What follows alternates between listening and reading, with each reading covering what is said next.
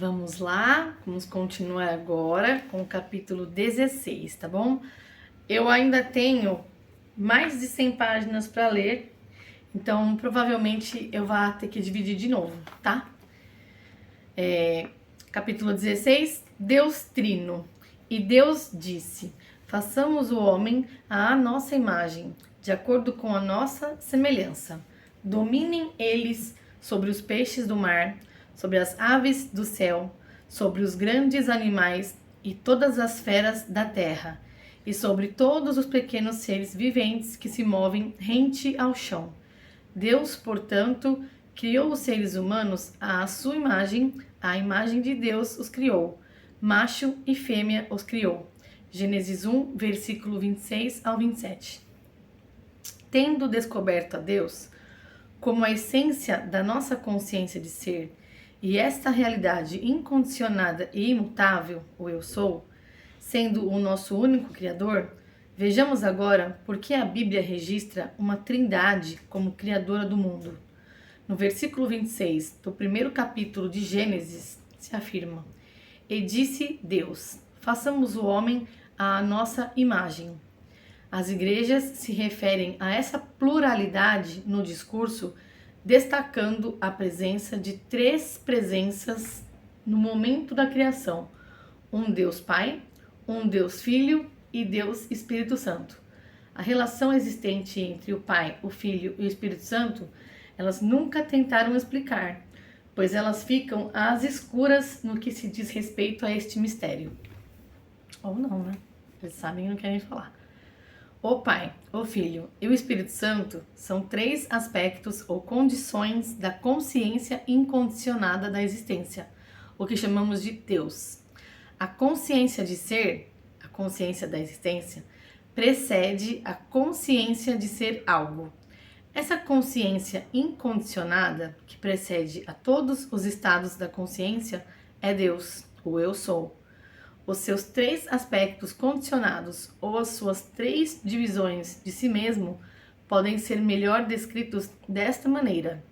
A parte receptiva da mente é o aspecto que recebe as impressões e, portanto, pode ser comparado a um ventre ou uma mãe.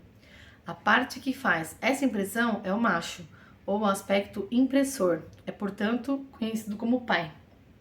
A impressão, ao seu tempo, torna-se uma expressão, cuja expressão sempre terá a imagem e semelhança da impressão.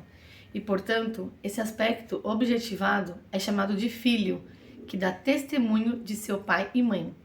A compreensão desse mistério da Trindade permite àquele que entende completamente transformar e moldar o seu mundo à sua própria imagem. Ou seja, primeiro você tem que mudar o seu interior, a sua imagem, para você depois refletir o que você é no seu mundo exterior, entendeu? É o que tá falando aqui, né? A sua imagem e semelhança, entendeu? Transformar o seu mundo, a sua imagem e semelhança, tá? Deixe-me lhe dar um método para aplicar este mistério na prática. Sente-se calmamente e decida aquilo o que você mais gostaria de expressar ou possuir. Mais uma coisa para você anotar aqui, hein? Depois de ter decidido, feche os olhos e afaste completamente a sua atenção para longe de tudo o que prejudicaria a realização da coisa desejada. Em seguida, assuma uma atitude mental receptiva e se permita imaginar como você se sentiria se você estivesse realizando esse desejo exatamente agora. Comece a ouvir como se o tempo falasse contigo, dizendo que você é agora aquilo que você deseja ser. Esse estado receptivo é o estado de consciência que você deve assumir antes que uma impressão possa ser feita. À medida que esse estado de espírito calmo e passivo for atingido, comece a se impressionar quanto ao fato de que você é aquilo o que deseja ser. Reivindique e sinta que agora você está expressando e possuindo o que você decidiu ser e possuir. Continue com essa atitude até que a impressão seja feita. essa impressão que eles falam é quando você começa a sentir uma emoção muito forte. Às vezes a pessoa ela se arrepia, às vezes ela chora de emoção, entendeu? E isso aqui não significa que você estar pensando que aquilo que você quer ser vá se realizar naquele momento. Como eu já falei, é como se fosse uma gestação. É uma semente que você planta e esses exercícios de visualização é que são a água que você vai regar a sua semente, entendeu? Não é de um dia para o outro, isso demora um pouco às vezes, tá? Mas o importante é você não desistir e sempre pensar que você já é o que você quer ser, ou que você já tem o que você quer ter, tá bom? Vamos lá. Conforme você contemplar, ser e possuir aquilo que você decidiu ser e possuir, você vai notar que ao respirar e encher os pulmões de ar, uma alegre emoção percorrerá através de todo o seu ser. Essa emoção aumenta a sua intensidade à medida que você sentir mais e mais a alegria de ser aquilo que você está declarando que você é e possui, porque é o seu quarto chakra que expande, entendeu? Que é o coração. Então, uma última inalação profunda, todo o seu ser vai explodir com a alegria da realização e você vai saber, através desse seu sentimento, que você está impregnado por Deus, o Pai. Assim que a impressão for feita, abra os olhos e volte ao mundo que há alguns instantes você teve que abandonar. Entendeu? Isso é um exercício de visualização, gente. É isso. É você se concentrar, fechar seus olhos, fazer uma cena, toda uma cena na sua cabeça, de como seria se você já tivesse realizado aquilo que você quer realizar, entendeu? E ir construindo como se você estivesse vendo uma tela em branco de cinema na sua frente e você vê a cena. Quando você sentir essa emoção que tá expandindo aqui, entendeu? Que você vê... Ai, que delícia! Então, é o que eles falam que a impressão tá impregnada, que você já imprimiu isso, entendeu? Você imprimiu isso em você. E a prática vai levar à realização, tá? Com essa atitude receptiva que você gerou, enquanto você experimentava ser o que você deseja ser, você, na verdade, estava realizando o ato espiritual da criação. Então, quando você retorna dessa meditação silenciosa, você está impregnado, fecundado, gerando um filho ou impressão. Uma criança que foi concebida imaculadamente, sem a ajuda do homem. A dúvida é a única força capaz de destruir essa semente ou impressão. Para evitar um aborto espontâneo de uma criança tão maravilhosa, ande em sigilo pelo intervalo de tempo necessário para transformar a sua impressão em uma expressão. Não conte a ninguém sobre esse nascimento espiritual. A ninguém. Às vezes, você não tem que contar nem pro seu marido, pra sua esposa, pros seus filhos, pros seus pais. É você. Porque às vezes eles não acreditam. Então, seja você o exemplo. Entendeu? Tem gente que não acredita. Então, você fica quieto, faz os exercícios, faz. E lá, né, o dia que você conseguir, eles vão falar: como que você conseguiu isso? Aí você fala: eu fiz isso. Entendeu? É assim que tem que ser. Guarde o seu segredo dentro de você, com alegria, confiante e feliz de que um dia você carregará o filho desta relação com o Pai ao expressar e possuir a natureza de sua impressão. Então, você conhecerá o mistério sobre o qual Deus disse: façamos o homem à nossa imagem e semelhança. Você saberá que esta pluralidade de deuses, neste caso, se trata dos 3 aspectos da sua própria consciência e que você é a Trindade, reunida em um conclave espiritual, para que se forme um mundo à imagem e semelhança daquilo que você é consciente de ser, tá bom? Então aqui, mais uma vez, frisando para vocês manterem sigilo. A menos que a pessoa que você quer contar possa te ajudar, você não deve contar para ninguém. Nem, sim, como eu já falei, marido, esposa, filho, pai, mãe, tio, tia, avó, patrão, ninguém tem que saber disso, a não ser você e você mesmo, que é a sua consciência, entendeu? Capítulo 17. Oração. A oração é uma das coisas mais importantes também que a maioria das pessoas faz errado. Porque a maioria faz a oração pedindo, no desespero. Olha lá, agora a minha gata vai afiar a unha dela na caixinha, né? Claro, né? Pedindo. Quando você pede uma coisa, você está sinalizando para o universo que você não tem, claro. E o que ele vai entender? Aquilo que você está vibrando. E aquilo que você vibra para o universo é o que ele mais dá para você.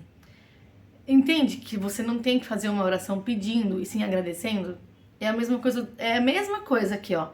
Você já é aquilo que você quer ser. Então, sim, eu agradeço Deus por eu ser tal coisa, por eu ter tal coisa, entendeu? E nunca pedir, sempre agradecer. Olha, não é linda? Olha como eu sou linda. Quando orardes, vá para dentro do teu quarto e feche a porta. E ora a teu pai que está em segredo. E o teu pai que vê em segredo te recompensará abertamente. Mateus 6, versículo 6. O seu quarto é você em silêncio. Portanto, vos afirmo, tudo quanto pedirdes em oração, tenhais fés que já o recebestes, e assim vos sucederá. Marcos 11, versículo 24. Isso aqui é muito importante, né? Eu já tenho um capítulo que fala isso, né? Que é a fé de que você, fazendo orando, né? Agradecendo aquilo que você já tem, você terá, entendeu? A oração é a experiência mais maravilhosa que o homem pode ter. Ao contrário das ladainhas diárias da grande maioria da humanidade em todos os cantos da Terra, que, por suas vãs repetições, esperam chegar aos ouvidos de Deus, a oração é o êxtase de um casamento espiritual ocorrendo no silêncio profundo da serenidade da consciência. No seu verdadeiro sentido, a oração é a cerimônia da união com Deus. Assim como a noiva, no dia do casamento, abandona o nome de sua família para assumir o nome de seu esposo, da mesma forma, quem reza deve renunciar a seu nome atual, no caso, a sua natureza atual, e assumir a natureza daquilo pelo qual ele reza. Entendeu? É você agradecer pelo que você já é, aquilo que você quer ser, você já é, tá? Os evangelhos têm claramente instruído o homem sobre como realizar essa cerimônia da seguinte forma: quando orares, vá para dentro do teu quarto e feche a porta, e ora a teu pai que está em segredo, e o teu pai que vê em segredo te recompensará abertamente.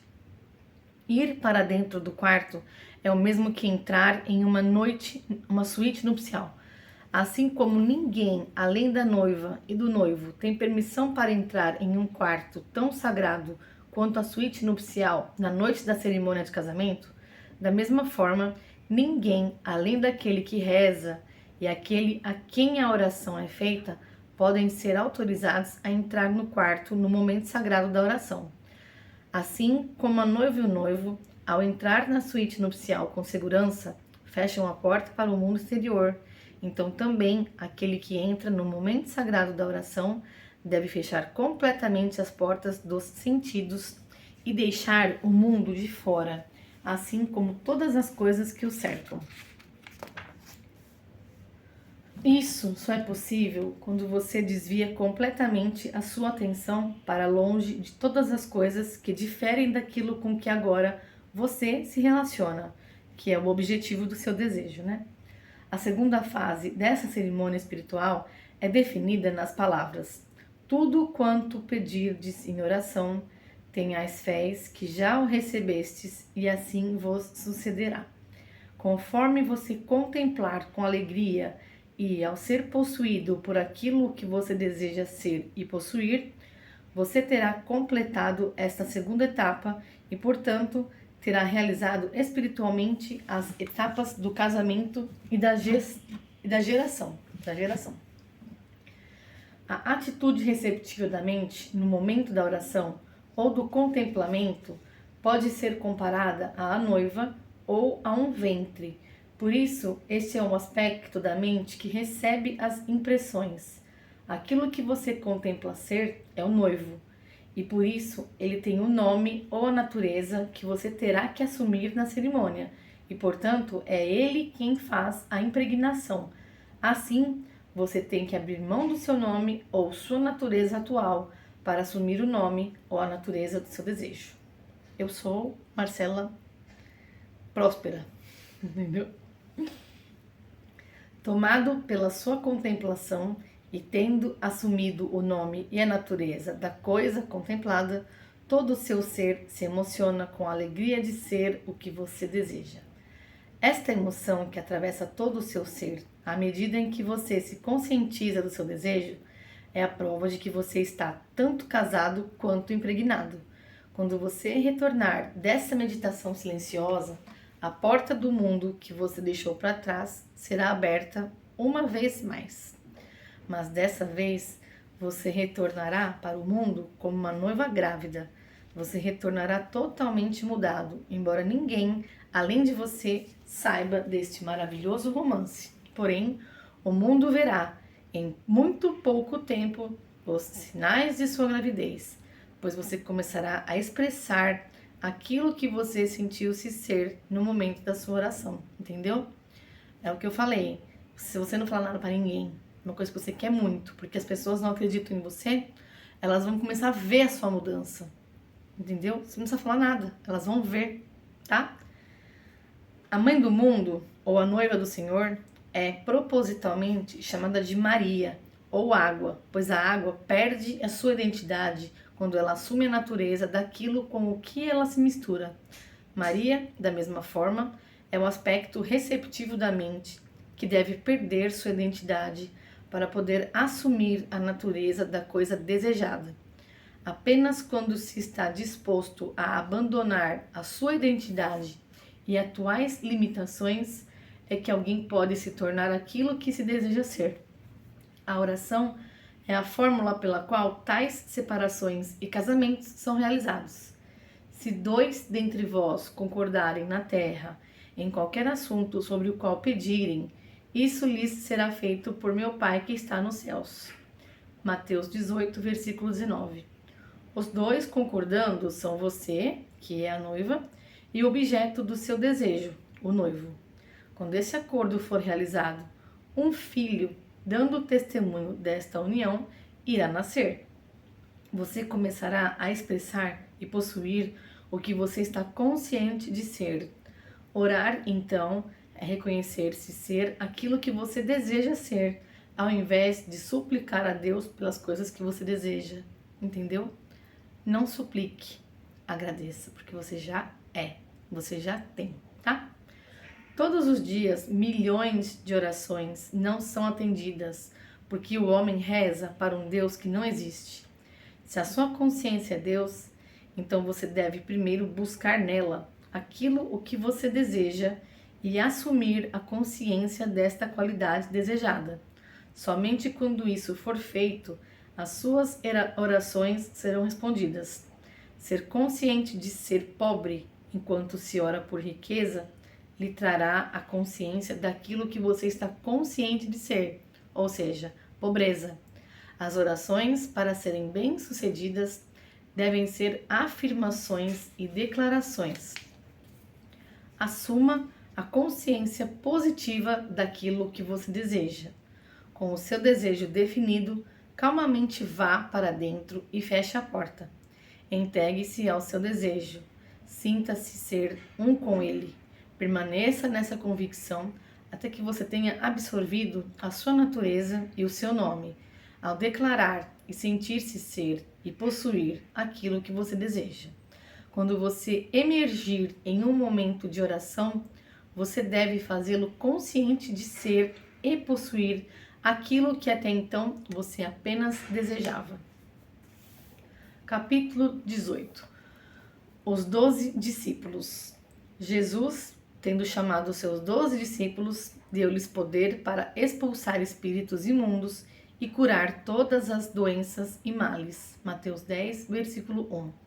Os 12 discípulos representam os 12 atributos da mente, que podem ser controlados e disciplinados pelo homem. Quando disciplinados, eles sempre obedecerão ao comando de quem os disciplinou. Estes 12 atributos no homem são os potenciais de cada mente. Quando indisciplinados, as suas ações desordenadas se assemelham mais a ações de uma multidão desorientada do que às táticas de um exército treinado e disciplinado. Todas as instabilidades e confusões que envolvem o homem podem ser atribuídas diretamente a estes 12 atributos, que são mal controlados pela mente humana em seu estado atual de inércia. Até que eles sejam despertados e disciplinados, eles permitirão que cada boato, sensação ou emoção os abalem. Quando os 12 estiverem disciplinados e sob controle, aquele que o fizer dirá a eles: já não vos chamo de servos, porque o servo não sabe o que faz o seu senhor, mas eu vos chamo de amigos, pois tudo o que ouço de meu Pai eu compartilho convosco. João 15, versículo 15. Ele saberá que, de agora em diante, cada característica da mente que ele conseguir disciplinar será um amigo e aliado, e que ele irá protegê-lo. Os nomes dos 12 aspectos revelam as suas naturezas. Esses nomes não são dados a eles até que eles possam ser chamados ao discipulado. Eles são Simão, que mais tarde foi chamado de Pedro, André, Tiago, João, Felipe, Bartolomeu, Tomé, Mateus, Tiago, filho de Alfeu, Tadeu, Simão, o Zelote e Judas. O primeiro aspecto a ser chamado e disciplinado é Simão, ou a capacidade de saber escutar. Essa faculdade, quando elevada ao nível de um discípulo, permite que apenas determinadas impressões cheguem à consciência, apenas aquelas das quais os ouvidos são instruídos a deixarem entrar. Não importa o que a sabedoria do homem venha a dizer ou o que a evidência dos seus sentidos lhe mostre. Se tais sugestões e ideias não estiverem de acordo com o que ele ouve, ele permanecerá intransponível. Essa faculdade, quando instruída pelo seu Senhor, sabe que cada sugestão que ela permitir entrar pelos portões do céu, os ouvidos irá chegar ao seu Senhor e Mestre, a consciência, e deixará a sua impressão. E essa impressão, com o tempo, se tornará uma expressão.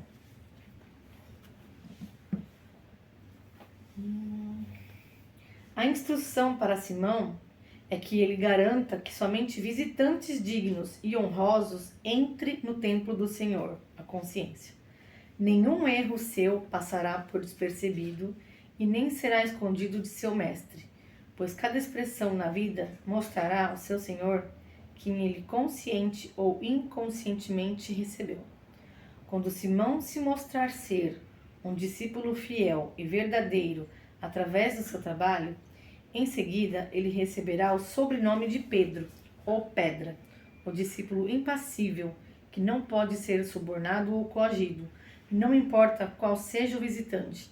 Ele será chamado pelo seu Senhor como Simão Pedro, aquele que ouve fielmente as ordens do Senhor e que além delas nada escuta. Este Simão Pedro é aquele quem descobre o Eu Sou como o Cristo e, por causa dessa sua descoberta, lhes são entregues as chaves do céu, e sobre esta pedra se edifica o templo de Deus. As construções devem ter bases sólidas, e somente uma audição disciplinada pode, ao perceber que o Eu Sou é Cristo, permanecer firme e inabalável, sabendo que eu sou Deus, e além de mim não há nenhum Salvador. O segundo aspecto a ser chamado ao discípulo é André, ou coragem. Quando o primeiro aspecto, a fé em si mesmo, é desenvolvido, ele automaticamente chama o seu irmão, ou a coragem. A fé em si mesmo não pede ajuda de nenhum homem, mas sozinha e silenciosamente se apropria da consciência e da qualidade desejada, e apesar da razão ou das evidências de seus sentidos provarem o contrário, ela continua fiel. Esperando pacientemente, com a certeza de que sua afirmação invisível, se mantida, será realizada. Tal fé desenvolve uma coragem e uma força de caráter que vão muito mais além do que os maiores sonhos do homem indisciplinado, cuja fé está apenas nas coisas que vê. É ver para crer. A fé do homem indisciplinado, na verdade, não pode ser chamada de fé. Por quê? Se lhe tomarem os medicamentos, os exércitos ou a sabedoria do homem, nos quais a sua fé é depositada, esta fé e coragem também serão tomadas. Mas, para aquele que é disciplinado, o mundo inteiro poderia ser tomado, e ainda assim permaneceria fiel no conhecimento de que o estado de consciência em que ele habita irá, no seu devido tempo, encarnar em si. Essa coragem é o irmão de Pedro, André, o discípulo que sabe ousar, cumprir e manter discrição. Os próximos dois a serem chamados estão também relacionados. Estes são os irmãos Tiago e João. Tiago, o justo, o juiz justo, e seu irmão João, o amado. A justiça, para ser sábia, deve ser administrada com amor, sempre oferecendo a outra face, em todos os casos, retornando o bem para o mal, o amor para o ódio, a não violência para a violência. O discípulo Tiago, símbolo de um julgamento sábio, quando promovido para o alto cargo de um juiz supremo e disciplinado, deverá manter os olhos vendados, para que ele não seja influenciado pela carne e nem julgue as coisas pelas aparências. O julgamento disciplinado deve ser realizado por uma pessoa que não se deixe levar pelas aparências. Aquele quem chama esses irmãos ao discipulado continua fiel ao seu comando proposto, ou seja, a ouvir apenas o bem. O homem que tem essa qualidade da mente disciplinada é incapaz de ouvir e aceitar como verdade qualquer coisa que não preencha o seu coração com amor ao ser ouvida, seja essa coisa dita por si mesmo ou pelos outros. Estes dois discípulos, ou aspectos da mente, estão unidos como se fossem um só e são inseparáveis quando despertados. Aquele que é disciplinado perdoa todos os homens por serem o que são. Ele, por ser um sábio juiz, sabe que todo homem expressa perfeitamente aquilo que ele é consciente de ser como homem. Ele sabe que toda manifestação repousa sobre o fundamento imutável da consciência e que as mudanças de expressão, só podem ser realizadas através de mudanças de consciência. Ele sabe que toda manifestação repousa sobre o fundamento imutável da consciência e que as mudanças de expressão só podem ser realizadas através de mudanças de consciência. Essas qualidades disciplinadas na mente dão permissão tá difícil. Para que todas as pessoas sejam aquilo o que elas realmente são, sem condenação e sem críticas. No entanto, embora permitam esta perfeita liberdade de escolha para todos, estas qualidades, no entanto, estão sempre à espreita, cuidando para que tudo o que elas mesmas fazem e profetizam, tanto para si quanto para os outros, apenas glorifiquem, dignifiquem e deem alegria para quem as profere quando expressas. O quinto elemento chamado ao discípulo é Felipe. Esse pediu para ver o Pai. O homem despertado sabe que o Pai é o estado de consciência no qual o homem habita e que esse estado ou Pai só pode ser visto quando é expressado. Ele sabe que ele é a perfeita imagem e semelhança da consciência com a qual ele se identifica. Então ele declara: ninguém jamais viu a Deus. O Filho unigênito, que está no seio do Pai, é quem o revela. João 1, versículo 18. Se vós conheceis a mim, também conheceis a meu Pai, e desde já o conheceis e o tendes visto. Disse-lhe Felipe: Senhor, mostra-nos o Pai, e isso nos basta. Respondeu-lhe Jesus: Há quanto tempo, perdão, volta. Há tanto tempo que estou convosco e ainda não me conheces, Felipe? Quem viu a mim, viu o Pai. Como dizes tu, mostra-nos o Pai? Não crês tu que eu estou no Pai e que o Pai está em mim? As palavras que eu vos digo, não as digo por mim mesmo, mas o Pai que permanece em mim é quem faz as suas obras. João 14, versículos 7, 8, 9 e 10. Eu e meu Pai, a consciência e a sua expressão, Deus e o homem são um. De novo. Eu e meu Pai, a consciência e a sua expressão, Deus e o homem são um. Esse aspecto da mente, quando disciplinado, persiste até que ideias, ambições e desejos se tornem realidades físicas. Esse é o aspecto que afirma: apesar de saber que os vermes devorarão a minha pele e o meu corpo, ainda em minha carne eu verei a Deus. Jó 19, versículo 26. Ele sabe como manifestar a palavra, como dar forma ao que não tem forma. O sexto discípulo se chama Bartolomeu. Esse aspecto é a faculdade da imaginação, cuja qualidade da mente, uma vez acordada, destaca o indivíduo da multidão. Uma imaginação desperta coloca aquele que a despertou muito acima do homem médio, dando-lhe a aparência de um farol, uma luz em um mundo de escuridão. Nenhuma outra qualidade separa tanto o homem do homem quanto a imaginação disciplinada. Esta é a sensação, é a separação do joio e do trigo. Aqueles que mais contribuem para a sociedade, em sua maioria, são nossos artistas, cientistas, inventores e todas as pessoas que possuem uma vívida imaginação. Se uma pesquisa fosse feita para descobrir a razão por que tantos homens e mulheres com um bom nível de formação educacional fracassam em seus anos após faculdade, ou se fosse feita para descobrir o motivo da diferença de poder aquisitivo entre as massas, não restaria nenhuma dúvida de que a imaginação possui grande parte nisso. Tal pesquisa mostraria que a imaginação é o que faz alguém ser um líder, enquanto a falta dela é o que torna alguém um seguidor. Tá difícil, viu? Mas eu vou conseguir. Ao invés de desenvolver a imaginação das pessoas, o nosso sistema educacional falho, muitas vezes a sufoca, ao tentar colocar na mente das pessoas a sabedoria que a ele convém. Nosso sistema o obriga a memorizar uma quantidade enorme de livros que em breve serão refutados por livros mais atualizados e assim por diante. A educação não é dada ao se tentar colocar sabedoria dentro do homem.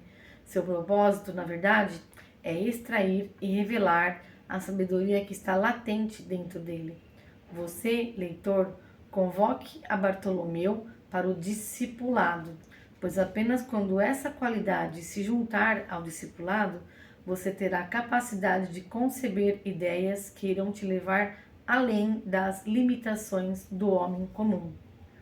O sétimo é chamado de Tomé.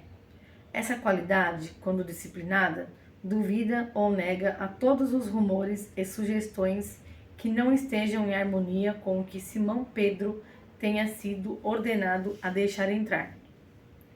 O homem que é consciente de ser saudável, não por sua saúde hereditária, suas dietas ou do clima em que vive, mas por conhecer e por ter despertado o estado de consciência em que habita, não importam quais sejam as condições em que o mundo se encontra, ele continuará a expressar a saúde. Ele poderá ouvir, através da imprensa, do rádio e dos sábios do mundo, que uma praga está varrendo a terra, e ainda assim, ele permanecerá inabalável e indiferente. Tomé, o cético, quando disciplinado, negará a doença ou qualquer outra coisa que não esteja em harmonia com a consciência a qual ele pertence, para que nada tenha o poder de afetá-la. Eu li que, eu não lembro se foi a peste bubônica uma doença que teve lá bem no passado, ela matou mais porque as pessoas tiveram medo dessa doença. Porque quando tem medo, a vibração abaixa. E a gente fica mais suscetível a atrair, né? As coisas ruins, né? Quando a gente estava na pandemia, na Covid, apareceu isso, né? Que não era para as pessoas se desesperarem, que ia dar tudo certo, que era pra gente confiar e tudo mais. Que o importante naquele momento não era deixar a vibração abaixar. E aí foi nesse mesmo artigo que eu vi que essa doença aí, que eu não lembro se foi a peste bubônica ou se foi a peste preta, uma coisa assim, matou muito mais porque as pessoas tiveram medo. Se não fosse o medo, elas não teriam morrido, entendeu? Então, assim, é o que tá falando aqui exatamente, né? A qualidade do questionamento, quando disciplinada, protege o homem de receber as impressões que não estejam em harmonia com a sua natureza. Ele adota uma atitude de total indiferença em relação a todas as sugestões que são estranhas ao que ele deseja expressar. O questionamento disciplinado não é uma luta ou um esforço, mas sim uma total indiferença. Tipo, tô nem aí. Mantém-se positivo. Mateus, o 8º, é o dom de Deus. Essa qualidade da mente revela os desejos do homem como se eles fossem presentes de Deus. O homem que chama a esse discípulo para si sabe que todos os desejos do seu coração são presentes do céu e que eles contêm em si o plano e o poder da sua autoexpressão. Esse homem nunca questiona a forma de sua manifestação. Ele sabe que o plano de expressão nunca é revelado ao homem, pois os caminhos de Deus só se revelam ao se passar por eles. Ele aceita totalmente os seus desejos como se fossem presentes já recebidos e segue o seu caminho em paz, na certeza de que eles vão acontecer. O 9º discípulo é Tiago, filho de Alfeu. Ele é a capacidade de discernimento. Uma mente clara e ordenada é a voz que chama esse discípulo para si. Essa faculdade percebe aquilo que não é revelado aos olhos do homem. Esse discípulo não julga pelas aparências, pois ele tem a capacidade de perceber a fonte das causas, e sendo assim, ele nunca é enganado pelas aparências. A clarividência é a faculdade que é despertada quando essa qualidade é desenvolvida e disciplinada. Não a clarividência de cerimônias e rituais mediúnicos, mas a verdadeira clarividência, a clareza de ver todos os aspectos de uma situação. Ou seja, esse aspecto da mente tem a capacidade de interpretar aquilo que é visto, discernimento ou a capacidade de diagnosticar. É a qualidade de Tiago, filho de Alfeu. Tadeu, o 10º, é o discípulo da gratidão, uma qualidade da qual o homem indisciplinado lamentavelmente não possui. Quando essa qualidade de louvor e ação de graças é despertada dentro do homem, ele sempre carrega as palavras "Obrigado, Pai" em seus lábios. Ele sabe que o seu agradecimento pelas coisas não vistas lhe abre as comportas do céu, que lhes dão presentes que vão além da sua capacidade de receber e são derramados sobre ele.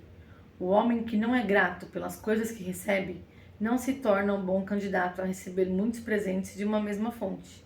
Até que essa qualidade da mente esteja disciplinada, o homem não verá a flor do deserto como uma rosa. Gratidão e reconhecimento são para os dons invisíveis de Deus, os seus desejos, aquilo que a chuva e o sol são para as sementes invisíveis no seio da terra. Ou seja, sem isso não tem vida, né? O 11º aspecto a ser convidado é Simão de Canaã. Uma boa ordem para esse discípulo é: escutai as boas novas. Simão de Canaã, ou Simão da terra do leite e do mel, quando chamado ao discipulado, é a prova de que quem chama essa faculdade para si tornou-se consciente da vida abundante. Ele pode falar como o salmista Davi: preparas uma mesa perante mim na presença dos meus inimigos. Unges a minha cabeça com azeite, e meu cálice faz transbordar. Esse aspecto disciplinado da mente é incapaz de ouvir qualquer coisa exceto as boas notícias, e, sendo assim, é bem qualificado para empregar o Evangelho ou as boas novas. O 12º e último dos aspectos disciplinados da mente é chamado de Judas. Vamos ver o que vai falar aqui, né? Quando essa qualidade é despertada, o homem sabe que ele deve morrer para aquilo que ele é, antes que ele possa se tornar aquilo o que ele deseja ser. Então, por isso é dito que ele é o discípulo que cometeu o suicídio, o que é uma metáfora, uma maneira figurada de dizer aos iniciados que Judas é o aspecto disciplinado do desprendimento. Ele é aquela pessoa que sabe que o seu eu sou, que a sua consciência é o seu salvador. Então, ele abandonou a todos os outros salvadores. Essa qualidade, quando disciplinada, dá àquele que a possui a força para o desprendimento. O homem que chamou a Judas para si aprendeu como desviar a sua atenção para longe dos problemas ou limitações e a focá-la naquilo que é a solução ou salvador. Em verdade eu vos digo, se alguém não nascer de novo, não pode ver o reino de Deus. João 3, versículo 3. Não existe amor maior do que este, alguém que entregue a própria vida pelos seus amigos. João 15, versículo 13. Quando o homem perceber que quando a qualidade do seu desejo for alcançada, ele salvará a ele e aos seus amigos, ele voluntariamente dará a sua vida, a sua atual concepção de si mesmo, pelos seus amigos, abandonando a sua consciência do que ele atualmente é consciente de ser, para assumir a consciência daquilo o que ele deseja ser. Judas, aquele a quem o mundo, em sua ignorância, o vem desmerecido, será, quando o homem despertar do seu estado indisciplinado, elevado ao alto, pois Deus é amor e não existe maior amor do que este, alguém que entregue a própria vida pelos seus amigos. Até que o homem deixe de ser aquilo o que ele é consciente de ser agora, ele não se tornará aquilo o que ele deseja ser. E Judas é aquele que consegue isso através do desprendimento ou do suicídio, metaforicamente falando. Estas são as 12 qualidades que foram dadas ao homem na criação do mundo. O dever do homem é desenvolvê-las ao nível do discipulado. Quando isso for feito, o homem poderá dizer: eu te glorifiquei na terra, finalizando a obra que me entregaste para realizar. E agora, Pai, glorifica-me junto a ti com a glória que eu tinha contigo antes que o mundo existisse. João 17, versículos 4 e 5. Capítulo 19. Essência de luz. Pois nele vivemos, nos movimentamos e existimos. E como também alguns dos vossos poetas disseram, porque dele também somos descendentes. Atos 17, versículo 28. Psicologicamente falando, o mundo é um oceano de energia em cápsulas, que contém em si todas as coisas, incluindo a humanidade, na forma de corpos pulsantes, envolvidos por uma essência de energia e luz. A história bíblica da inundação do dilúvio é o estado onde vive o homem. O homem, na verdade, está rodeado por um oceano de energia, onde um incontável número de seres de energia e luz se movem. A história do dilúvio realmente pode ser observada nos dias de hoje. O homem é a arca, contendo dentro de si o código e os princípios da vida de todos os seres vivos, macho e fêmea. A pomba, ou o desejo, que é enviada para encontrar a terra firme, é a tentativa do homem de manifestar os seus desejos. Os desejos do homem se assemelham aos pássaros em pleno voo, assim como a pomba da história que retorna ao homem sem encontrar um lugar para descansar. O homem que não deixar tais buscas infrutíferas desencorajá-lo, um dia verá o pássaro retornar a ele com um raminho verde.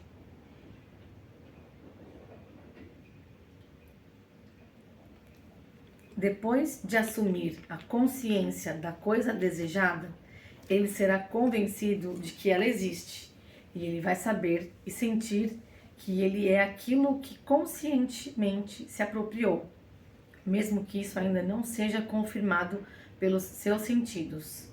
Um dia, o homem se tornará tão identificado com a sua concepção que ele perceberá que ela é aquilo o que ele é, e ele poderá declarar: eu sou aquilo que eu desejo ser, eu sou o que sou. Ele então saberá o que fazer e ele começará a encarar o seu desejo. E a pomba, ou o desejo, dessa vez encontrará terra firme. Deste modo, ele descobrirá o mistério do Verbo que se fez carne. Tudo no mundo é uma cristalização desta essência de luz, ou energia. Eu sou a luz do mundo. Aquele que me segue não andará em trevas, mas terá luz da vida. João 8, versículo 12. A sua consciência de ser é a luz do mundo que se cristaliza nas concepções que você tem de si mesmo. A sua consciência incondicionada de ser primeiro concebeu a si mesma nessa essência de luz e energia, de velocidade inicial igual a zero, que é o ponto de origem do universo. Todas as coisas, desde as mais altas à mais baixa das vibrações ou expressões da vida, são nada mais, nada menos do que diferentes variações de velocidade de vibração desta mesma velocidade inicial. Ouro, prata, ferro, madeira, carne, etc., são apenas diferentes expressões ou velocidades desta única substância, a essência de energia e luz. Todas as coisas visíveis nada mais são que a cristalização dessa essência de luz. São as diferenças ou as infinitas expressões causadas pelo desejo do conceptor de conhecer e expressar a si mesmo. A sua autoconcepção determina automaticamente a velocidade necessária para expressar aquilo que você mesmo concebeu para si. O mundo é um oceano de energia e luz, em incontáveis e diferentes estados de cristalização. Capítulo 20. O sopro da vida. Será que o profeta Elias realmente trouxe o filho morto da viúva de volta à vida?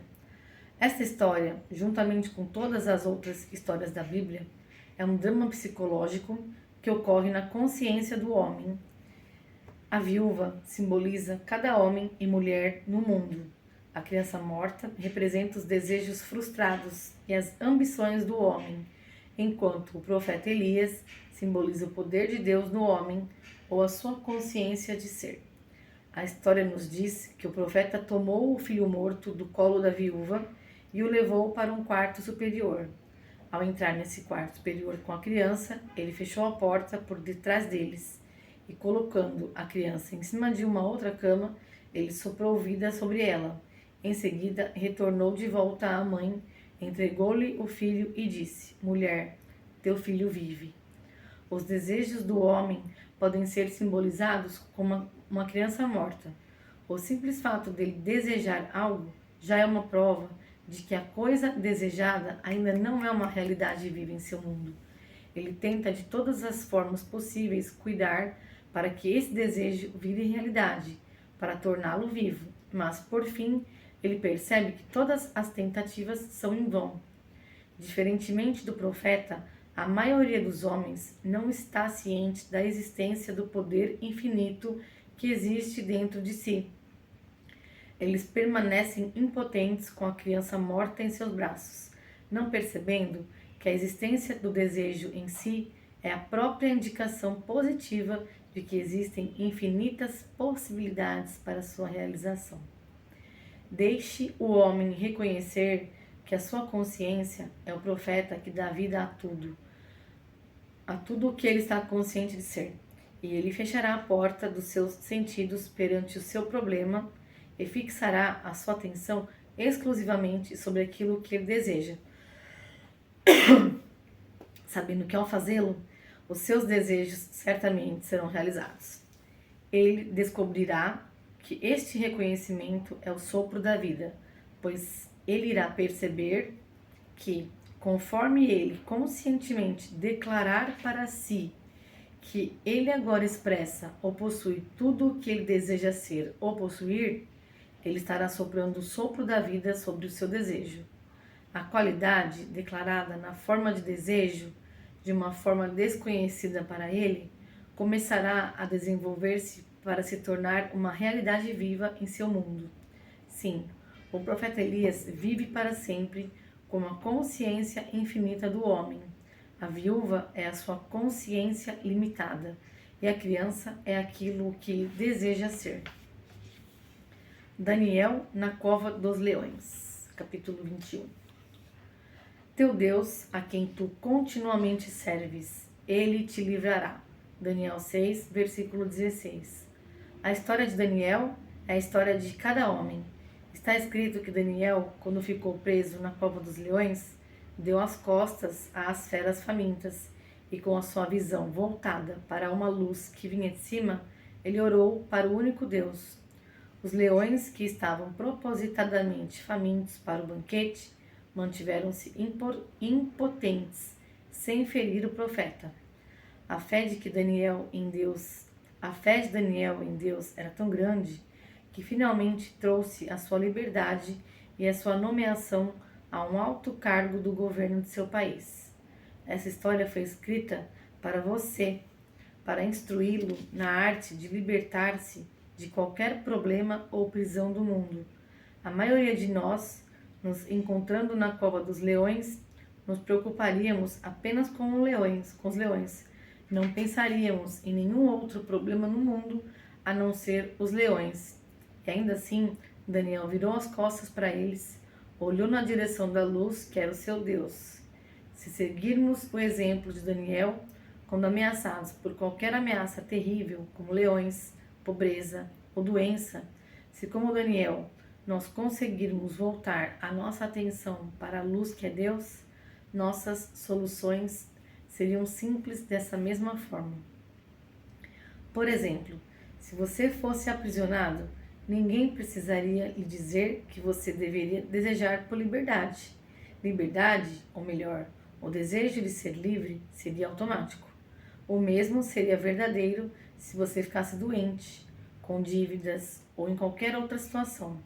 Os leões representam situações aparentemente insolúveis e de natureza ameaçadora.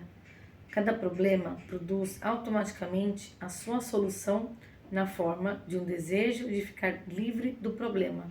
Portanto, vire as costas para o seu problema e concentre a sua atenção sobre a solução desejada, já sentindo que você é ou possui aquilo que você deseja. Continue nessa crença e você perceberá que as paredes da sua prisão desaparecerão conforme você começar a expressar aquilo que você se tornou consciente de ser. Eu já vi pessoas com dívidas aparentemente irremediáveis aplicarem esse princípio e em muito pouco tempo as dívidas que eram montanhosas foram eliminadas. Também já vi aqueles a quem os médicos tinham dado como incuráveis aplicarem esse princípio e em um período de tempo extremamente curto a doença até então incurável desapareceu sem deixar cicatrizes.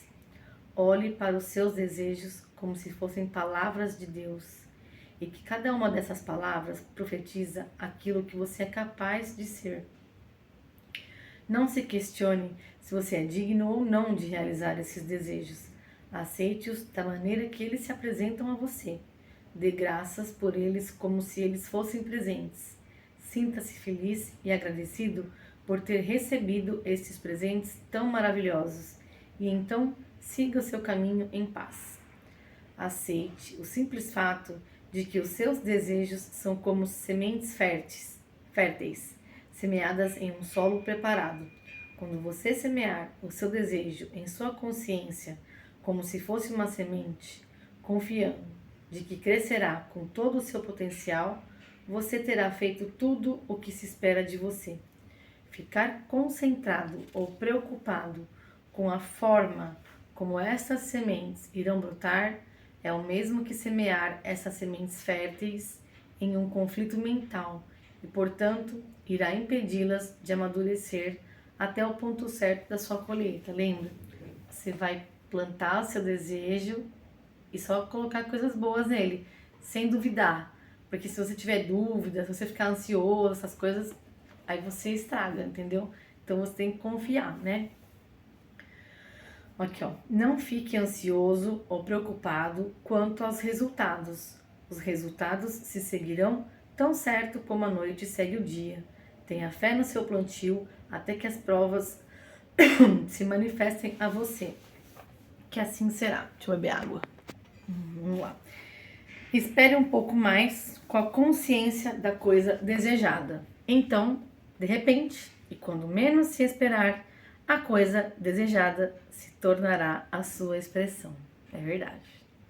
A vida não faz distinção de pessoas e nem destrói nada, ela apenas continua a manter vivo aquilo que o homem é consciente de ser. As coisas só desaparecem quando o homem muda sua consciência. Você pode negar isso se você quiser, mas ainda continuará a ser um fato que a consciência é a única realidade e que as coisas apenas espelham o que você está consciente de ser. O estado celestial que você procura será encontrado apenas na sua consciência, pois o reino dos céus está dentro de você. A sua consciência é a única realidade viva, a eterna face da criação. Aquilo que você está consciente de ser é o corpo temporal que você veste. Desviar a sua atenção daquilo que você está ciente de ser agora é o mesmo que decapitar-se deste corpo. E assim como uma galinha ou uma cobra continua a saltar e se mexer por um tempo depois que a sua cabeça é cortada, da mesma forma as qualidades e condições aparentam viver por um tempo depois que a sua atenção é removida sobre elas. O homem, não conhecendo esta lei da consciência, constantemente volta a pensar em suas condições habituais anteriores e, ao ser atencioso com elas, repõe sobre esses corpos mortos a face eterna da criação. E sendo assim, ele os reanima e os ressuscita. Você deve deixar estes cadáveres em paz e deixe que os mortos enterrem os mortos. O homem, tendo semeado com a mão sobre o seu arado, isto é, depois de ter assumido a consciência da qualidade desejada, ao olhar para trás, só irá enfraquecer a sua aptidão para o reino dos céus. Como a vontade do céu é feita aqui na terra, você hoje está no céu que você estabeleceu dentro de si mesmo. E é por aqui, nessa mesma terra, que o céu se revelará. O reino dos céus realmente está próximo. Agora é a hora de aceitar isso. Então, crie um novo céu entre um novo estado de consciência e uma nova terra aparecerá. Gente, eu vou terminar tudo, tá? Capítulo 22. A arte da pesca. Estavam juntos Simão, Pedro, Tomé e o chamado Dídimo, Natanael, que era de Caná da Galileia, os filhos de Zebedeu e outros 2 dos seus discípulos. Simão Pedro disse-lhes: Vou pescar. E eles o encorajaram: Nós vamos contigo também. Saíram e logo encontraram no barco, mas naquela noite pegaram. Entretanto, ao clarear da manhã, estava Jesus na praia, mas os discípulos não perceberam que era ele.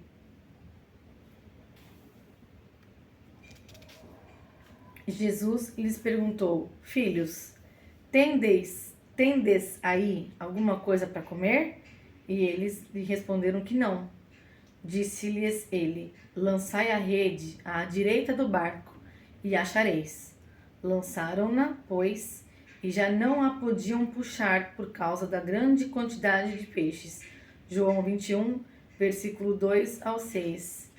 Já falei e repito, assistam The Chosen. Por favor, quem não assistiu, assista.